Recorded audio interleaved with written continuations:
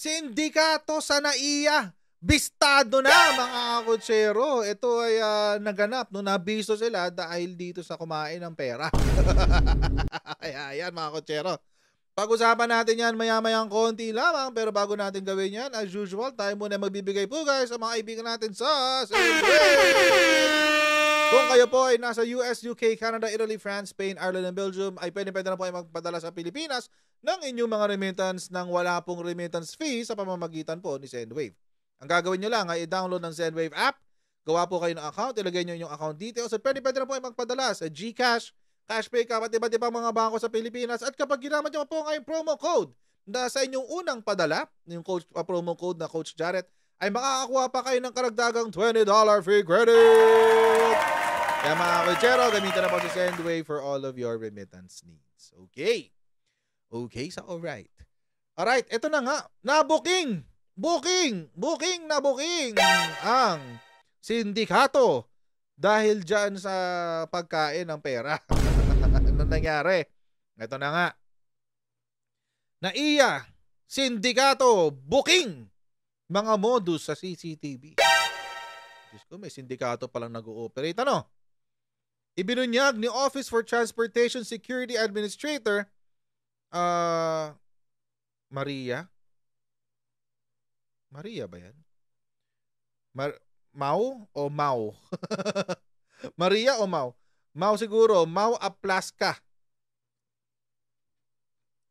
Na kanilang nabisto ang diskarte ng mga pasaway na empleyado ng ahensya sa loob ng Ninoy Aquino International Airport matapos kalkalin ang mga CCTV footage. Oh my God. O panoorin natin yung balita tungkol dyan para mas in-depth ang ating kwentuhan. Mula sa 3 screening personnel sa Ninoy Aquino International Airport na napaulat na iniimbestigahan dahil sa umano'y pagkakasangkot sa pagnanakaw ng $300 mula sa isang Chinese na pasahero, ayon sa Office for the Transportation Security, mayroon pang isang screener ang pinaghihinalaan nilang posibleng sangkot rin sa insidente.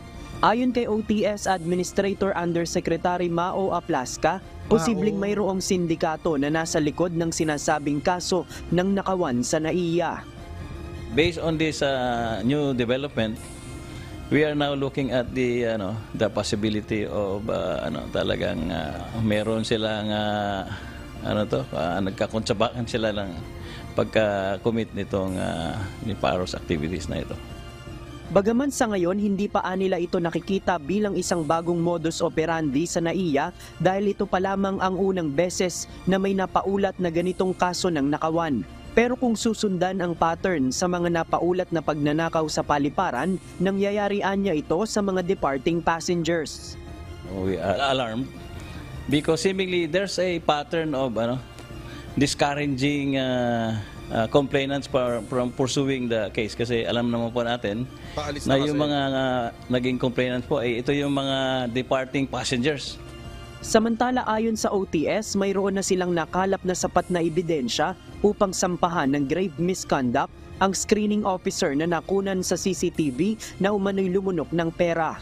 Ayon kay Yusek Aplaska, bukod sa video na kumalat online, mayroon pa silang ibang mga CCTV footage sa airport na nire-review.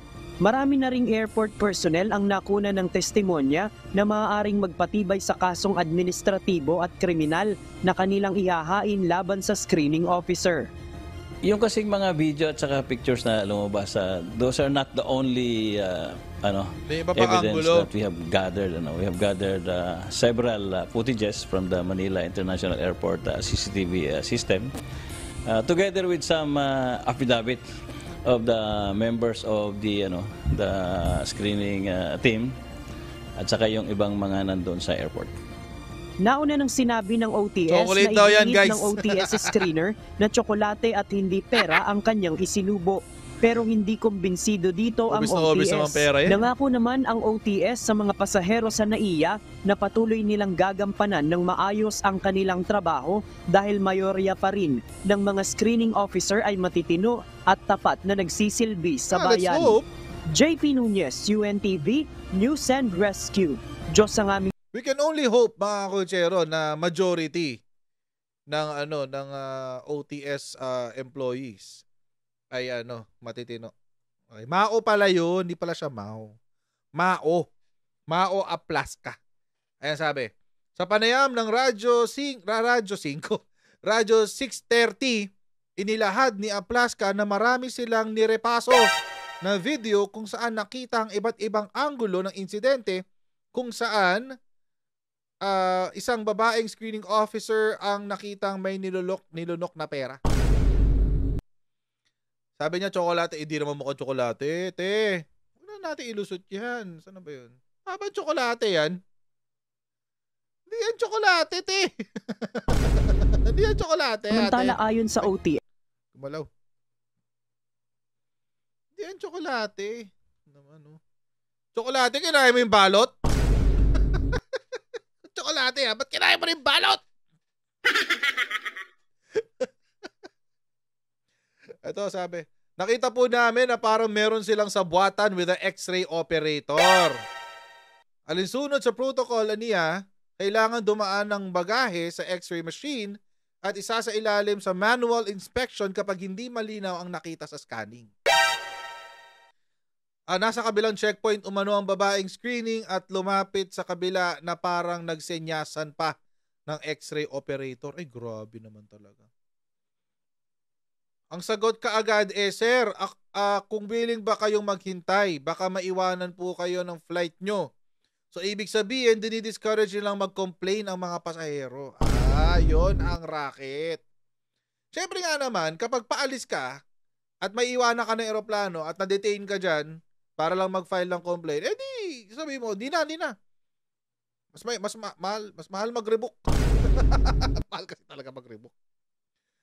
Kapag may mga insidente umano na iniimbestiga ng OTS ay sinasabi paminsan ng sangkot na kawani na umalis na sa bansa ang nagrereklamo. Sa kabila nito, sinabi ni Aplaska na lahat ng reklamo ay kanilang iniimbestigahan kahit pa nakaalis na ng bansa ang nagrereklamo.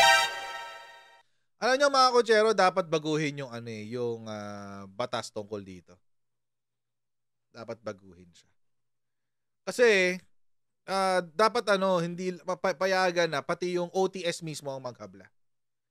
If that is not the case, kung di po yun ang kung di po yun ang sistema. I'm not sure what the system is yet. Kasi hindi ko pa naman nababasa kung ano yung sistema ng OTS. Pero kung ganyan ang sistema nila, dapat whatever law applies here, or dapat magkaroon ng hiwalay na batas para sa OTS natin or sa mga nagtatrabaho sa airport. Kasi nga naman, vulnerable yung mga empleyado, yung mga pasahero. Diba sabihan ka lang, sir, baka maiwan kayo ng aeroplano nyo, mas mahal magpa-rebook kaysa mag-file ng complaint. Diba? Sir, ano lang naman yan? $300 lang naman yan. Bitawan nyo na, hayaan nyo na, $300 lang.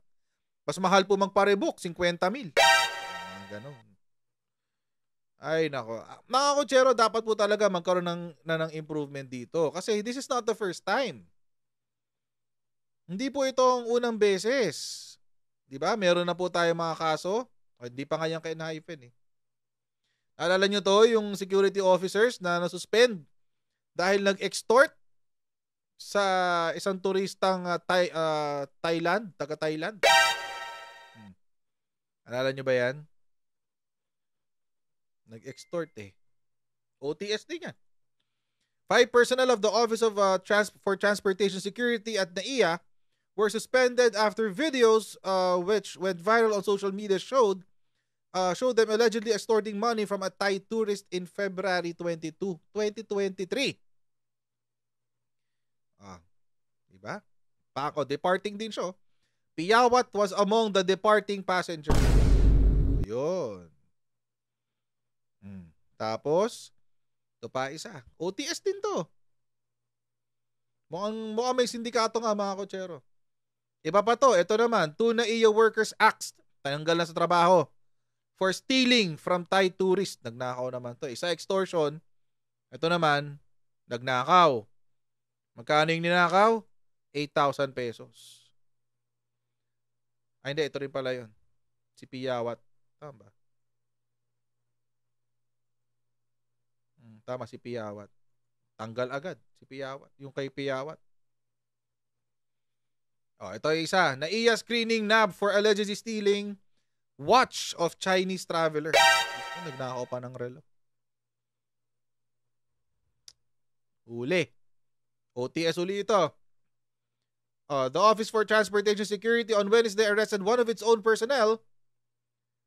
Okay.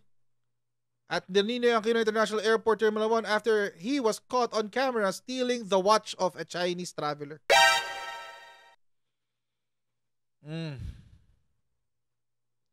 Mga kutsero, dapat dapat magkaroon po dito ng sistema.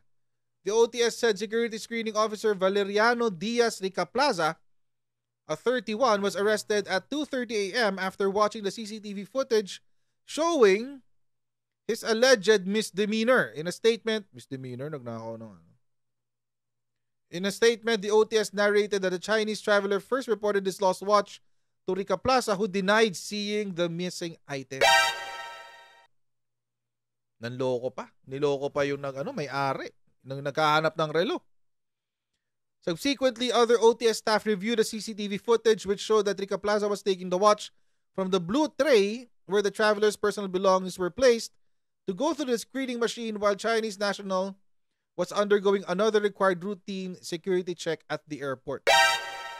Ricaplaza was arrested by personnel of OTS and the Manila International Airport Authority. Diba? Alam niyo mga kutsero, malaking problema to.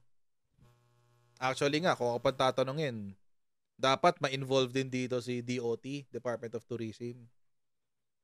Bakit? Kasi mga kutsero, sila po ang unang-unang tatamaan nito. Yung turismo po natin ang unang-unang tatamaan nito. At sa ngayon po mga kutsero, ang ating pong turismo nagpapasok ng bilyong-bilyong halaga ng revenues o kita para sa bansa.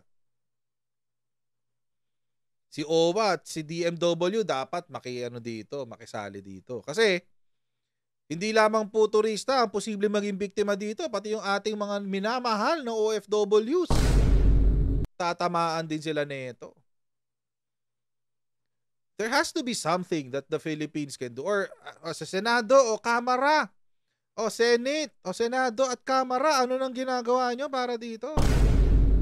Meron na kayang bill na nasusulat para labanan itong ganitong klase ng krimen na ginagawa ng mismong kawani ng ating airport? Senado at Kamara, anong batas ang pwede nyo isulat para dito? Meron ba kayong batas na pwedeng amyendahan? O may isinusulat na ba kayong bill para labanan itong krimen na ito? Sana po meron na. Para po matigil na to. Kasi mga kutsero, kawawa naman po kasi talaga dito. Walang choice Walang choice yung pasahero. Halimbawa ako, pupunta ako ng probinsya, pupunta akong Cebu, pupunta akong Davao, dadaan ako sa OTS. Patay. Diba, dadaan ka, ilang scanner yun? At least sa domestic naman, isang scanner lang. Pero halimbawa, pupunta ka abroad. Pupunta ako Singapore, Hong Kong, or whatever. Japan. Ilang scanner yun dinadaanan dun. So, dapat ho talaga may dito, meron hong maisulong na something. Batas, or amyenda ng batas, na specific po sa ating mga ating airports. Kasi hindi ho titigil to hangga't kung suspension lang ang ibibigay o tatanggalin lang sa trabaho, hindi ho ito uubra. At one point dapat meron na ho itong mas harsher na penalty. Dahil ang tinatamaan po dito ay ang mga revenue generators ng ating bansa. Yung mga turista at OFW. Sana po mabigyan ng solusyon to, na magawan to ng isang batas or special law or amending a current law para mas maging mahigpit itong pagparusa sa ganitong klaseng krimen. So ayan po mga kutsero, maraming po salamat sa panonood ng video na ito. At huwag niyo pong kalimutan mag-subscribe sa ating Coach Jared YouTube channel at meron din po tayong Facebook page, pa i-follow na rin po tayo doon. And I'll see all of you in our next Coach Jarrett Live. So bye everyone. See you next time. Bye everyone. Bye-bye.